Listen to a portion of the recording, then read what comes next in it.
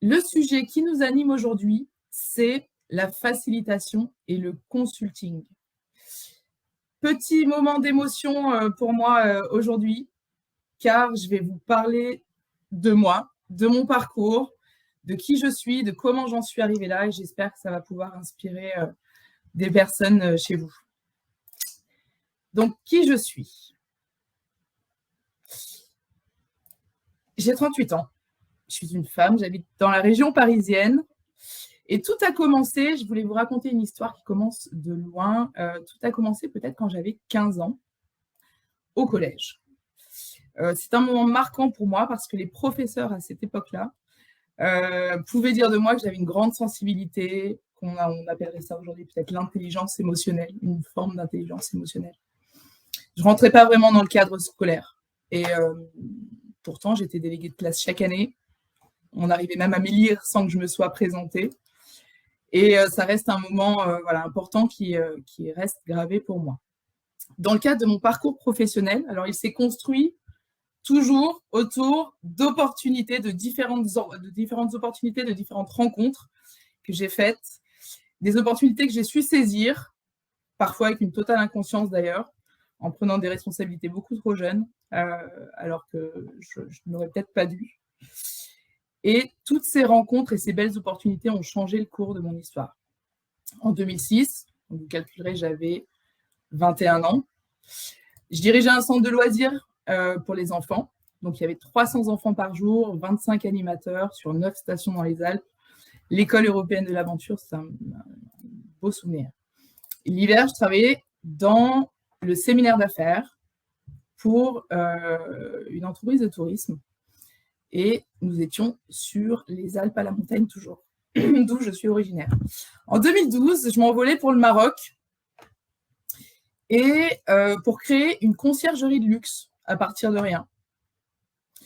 En 2016, je lance une marque de sacs en cuir sponsorisée par la Maison de l'Artisanat du Maroc et que je faisais fabriquer là-bas et que je vendais sur les salons maisons et objets 2 fois par an. Puis un jour, je retrouve mon vieil ami Pedro Canali qui me dit « Avec toutes les expériences que tu as, Charlène, viens voir chez OnePoint, tu as certainement des choses à nous apporter. » Alors, Pedro, que j'embrasse particulièrement avec toute l'équipe de Citizen, qui a marqué beaucoup mon histoire. Pedro, qui est un ami de 20 ans en arrière. Donc, il m'embarque dans cette aventure OnePoint, qui est un cabinet de conseil. OnePoint, architecte des grandes transformations numériques, qui m'a accueilli il y a maintenant près de 5 ans pour développer ses nouvelles expertises et devenir facilitatrice. Alors, vous demandez certainement pourquoi je raconte tout ça.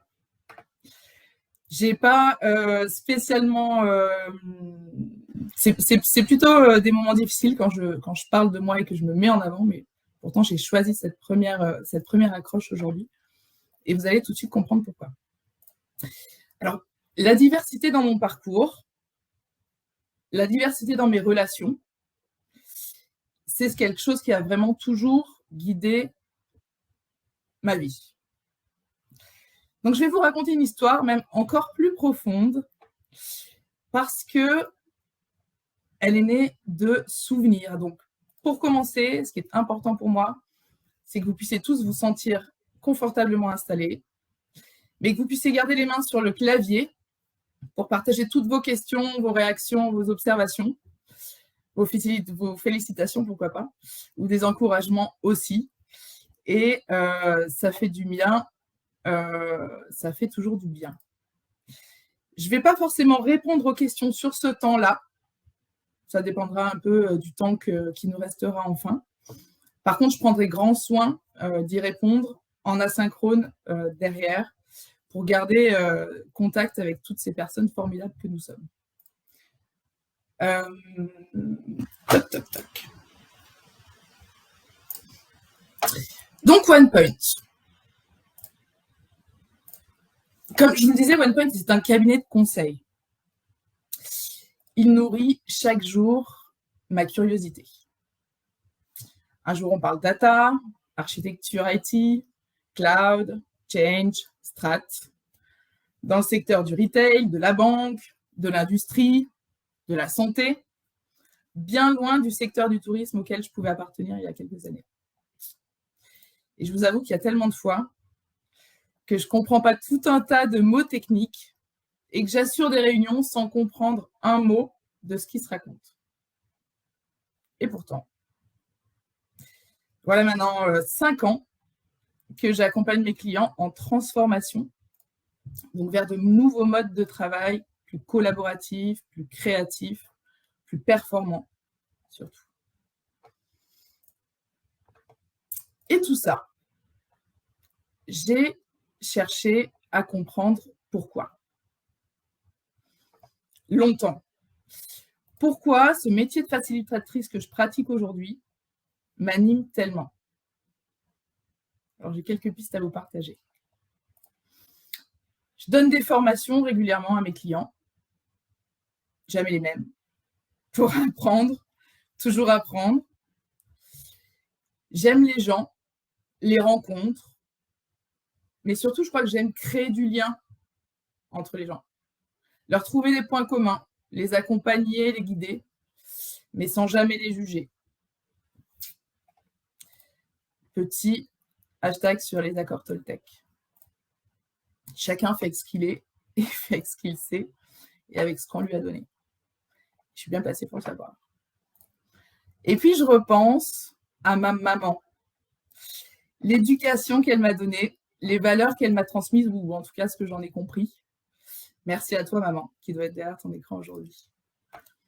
Elle m'a fait confiance, elle m'a laissé vivre mon expérience, tout en me disant régulièrement, chaque décision que tu prendras, ma fille, sera la bonne. Elle m'a aussi protégée de tout un tas de relations de jalousie, de conflits, d'amour ou d'amitié, mais sans jamais me laisser tomber, ni être intrusive dans mon quotidien. Je tente au mieux de faire de même avec mes enfants, mais ce n'est pas toujours gagné. Donc, cette expérience, cette première expérience qui relève de l'accompagnement que je suis en train de vous raconter, ce premier moment de vie, d'amour et de respect que ma maman m'a donné, celui finalement que je pourrais qualifier de première expérience en tant que facilitatrice. Ça me rappelle aussi une anecdote de notre secrétaire général, Mathieu Fouquet, qui me dit un jour, Charlène, j'ai besoin de toi pour animer un atelier. J'aimerais que tu leur fasses vivre une expérience d'intelligence collective. Un succès. C'était génial, j'ai pris beaucoup de plaisir. Merci Mathieu pour ta confiance. Donc, le rôle de facilitateur, selon moi, c'est d'accompagner ce phénomène de relation entre l'objet ou encore la réalisation collective, si après nommer le projet, et le sujet, si après nommer le collectif, les individus et leurs interactions finalement.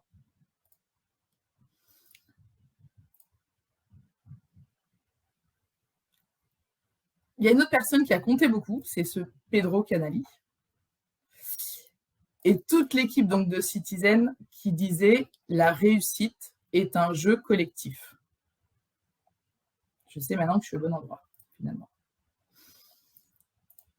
Est-ce que vous pourriez me partager dans le chat pourquoi la facilitation pour vous aujourd'hui? Pourquoi est-ce que vous avez choisi ce métier de facilitateur? Je reste attentive sur le chat qui est ici. Et je vous laisse répondre de toute façon. Ça, ce sont des informations que je vais garder et dont je vais m'inspirer et dont chacun va pouvoir s'inspirer derrière.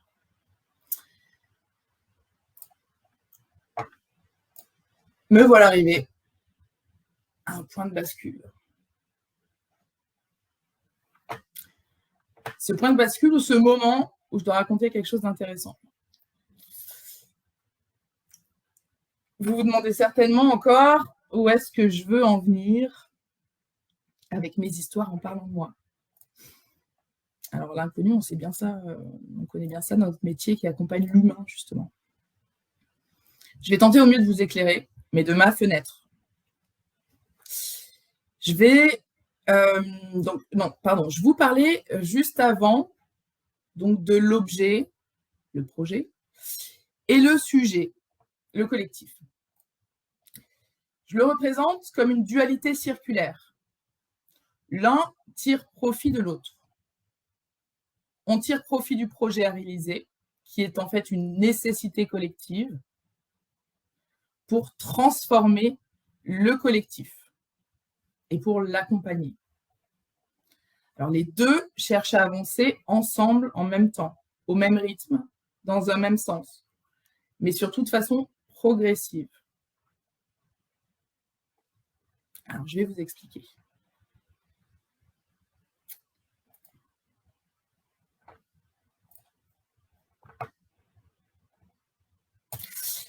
On rencontre ici Alan et Ella.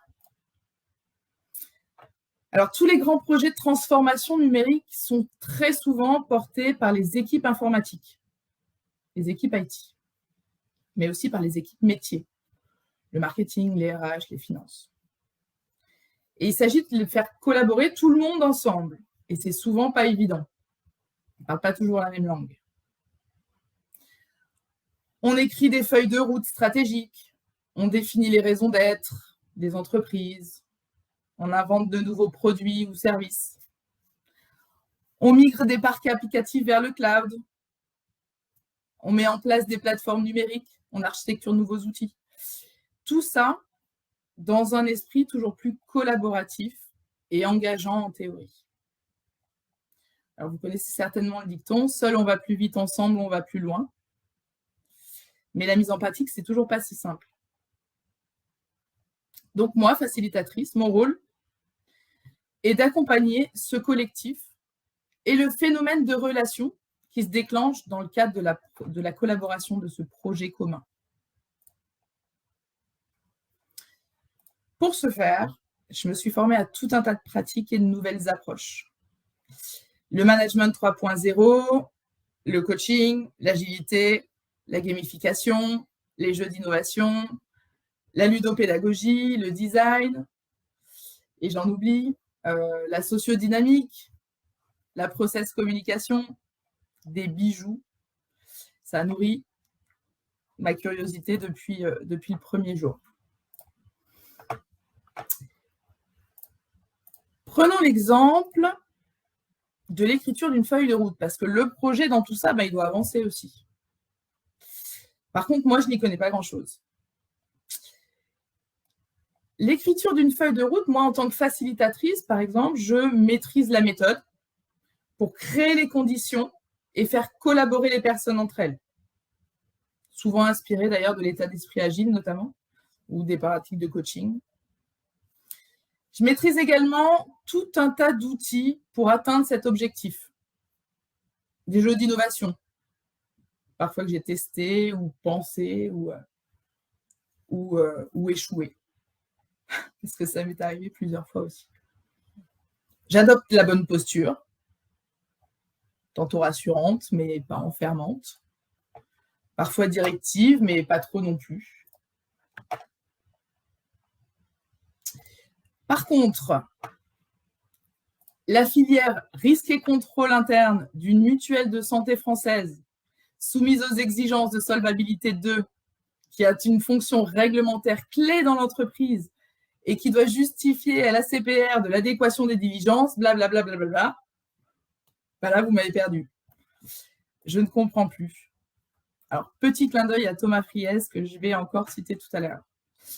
Et donc, pour accompagner le projet, là, il nous faut un consultant qui maîtrise, lui, les outils de structuration, d'audit, de gestion ou de priorisation des exigences, tous les métiers qui sont liés au risque lui-même. C'est des méthodes hyper techniques, super pointues, que je peux vous nommer pour certaines parce qu'on me les a soufflées à l'oreille. Merci Jean-Luc. Lean Six Sigma, CMMI, ISTQB, SAFe, BPR, Scrum, que des acronymes, vous le remarquerez, et certainement des tonnes d'autres que je ne connais pas du tout. Pour conclure sur cette idée, vous l'aurez compris, le collectif, lui, il est animé par le facilitateur et le projet par le consultant. Pendant que le consultant guide les savoir-faire, le facilitateur, lui, active les savoir-être autour de cette même volonté commune de collaborer efficacement. Et j'aime appeler ça la co-facilitation. Je vous en montre une représentation schématique. La voilà. Ça commence à ressembler à quelque chose. Maintenant, je vais vous raconter une mission. Et une mission avec Thomas Friez. Salutations à lui que je ne vois plus aujourd'hui. Donc, Thomas est consultant risque et contrôle interne été chez OnePoint.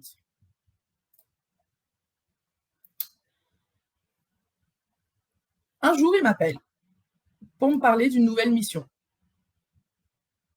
Alors, je me dis, chic, un nouveau challenge. J'aime beaucoup Thomas, donc c'est parti.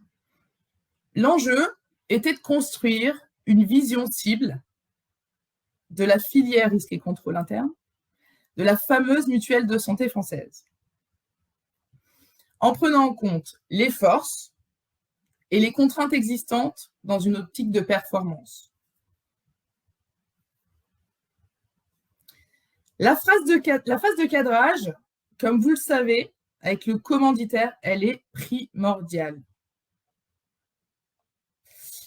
À ce moment-là, je n'avais pas de contact avec le client direct, mais en fait, je n'ai pas eu besoin de le faire car Thomas avait toutes les réponses à mes questions.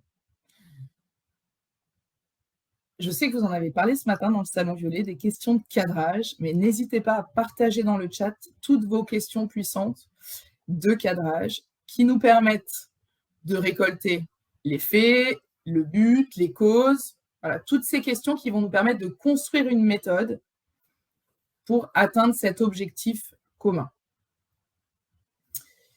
Moi, j'aime particulièrement la question avec quoi vous souhaitez repartir ou à quel fait observable et mesurable, comme ça on rajoute une notion de mesure et de KPI, pouvez-vous dire que le résultat est atteint et que vous êtes satisfait. J'oublie jamais non plus la question des coachs, quoi d'autre? Toujours avec cette même formulation, oui et non pas oui mais, qui relance les échanges. Donc, voici les objectifs que Thomas m'a donnés. N'hésitez pas à les questions de cadrage dans le chat, qu'on consultera après. Donc, les objectifs que Thomas m'a donnés, c'était faire parler les collaborateurs, faire preuve de créativité, rassembler les connaissances des participants, suivre une approche par les processus et terminer sur des actions opérationnelles. L'écriture d'une feuille de route.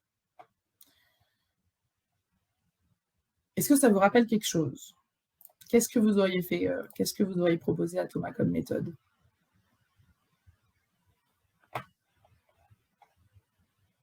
Je vais bien sûr vous expliquer quelle méthode j'ai moi utilisée. Mais n'hésitez surtout pas à challenger un petit peu ma proposition parce qu'il y a toujours plein d'approches différentes. Ok. J'avance. J'ai plein de choses à vous raconter. J'ai moi choisi le speedboat. Alors le speedboat, un classique, un grand classique, cette métaphore visuelle qui est très utilisée par les agilistes pour faire des rétrospectives. On utilise donc les vents, qui sont les forces ou les leviers, les ancres, qui sont les freins, qui nous tirent vers le fond, nous empêchent d'avancer vers notre île qui représente notre ambition. Donc cette représentation visuelle, j'aime bien lui associer tout un tas d'autres choses, le soleil avec les remerciements, l'équipage qui est représenté par le bateau, etc. etc. Il m'est arrivé aussi de le décliner pour des clients, un client dans le secteur du transport avec des rails et un train, ou pour un constructeur automobile avec des personnages de Mario Kart et des pots de banane. Ça marche toujours. et surtout, c'est très, très efficace. Alors, pour Thomas, c'était dans l'espace. Exactement, les encres. Bravo. Pour Thomas, c'était dans l'espace.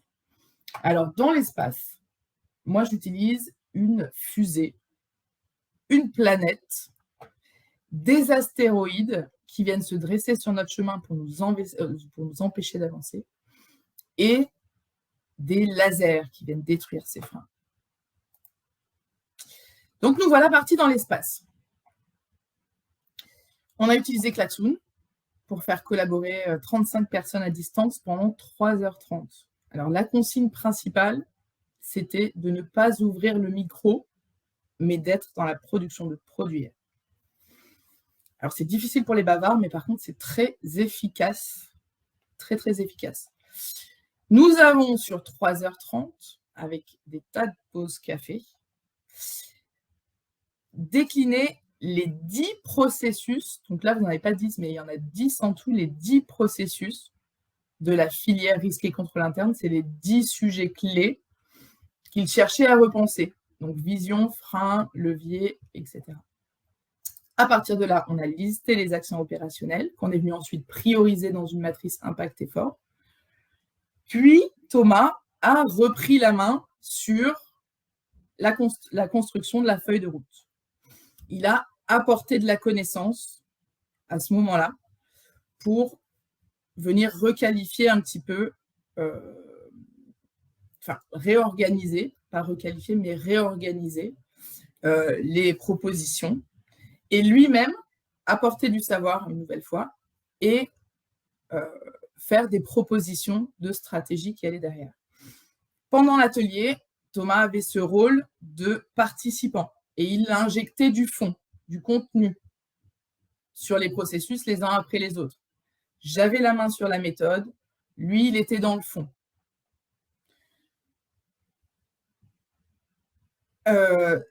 C'est un atelier qui reste un souvenir mémorable parce que ça a été cadencé, riche en contenu, et surtout la satisfaction derrière et les feedbacks qui en sont ressortis.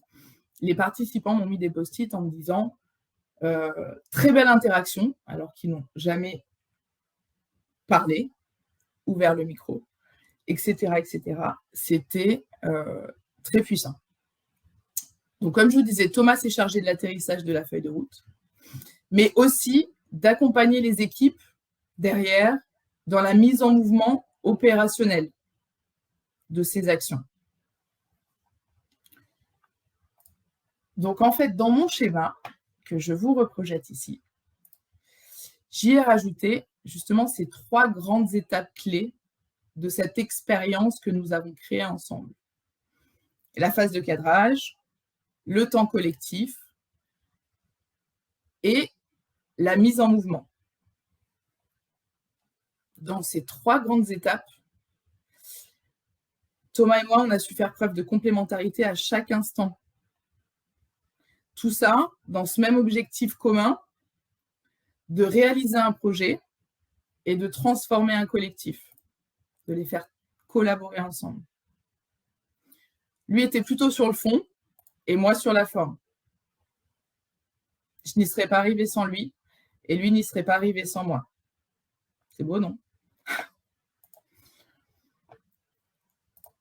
Dans ce même schéma que je vous reprojette ici, je vous reprojette une dernière représentation dans laquelle vous voyez apparaître les différents leviers sur lesquels on a joué, lui et moi. De ma part,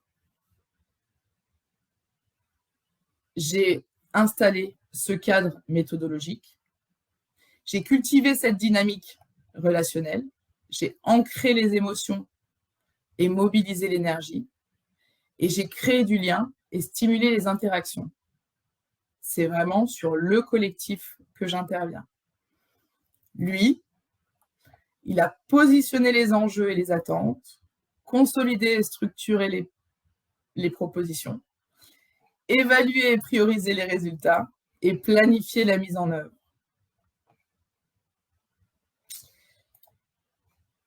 Je vais conclure ce temps qui m'était donné pour vous parler de ça, en vous disant que ce duo consultant-facilitateur a une véritable dualité vertueuse qui crée cette relation et ce phénomène d'expérience commune. Chacun a son champ d'intervention et personne ne marche dessus ou ne nuit au travail de l'autre.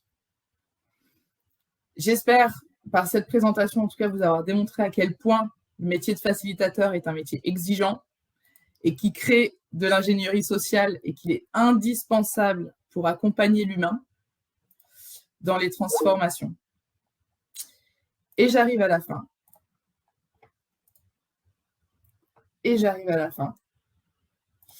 En vous proposant de flasher ce QR code avec votre smartphone pour répondre à 3 questions de sondage sur le format tête-cœur-trip, pour ceux qui connaissent, pour mettre tous les commentaires qui vous passent par la tête. Et je vais accueillir de nouveau Daniel. Je vais prendre connaissance du chat et du fil de conversation et répondre à toutes les questions après. Gardons contact. N'hésitez surtout pas à me connecter sur LinkedIn ou par mail pour poursuivre ces échanges. Je ne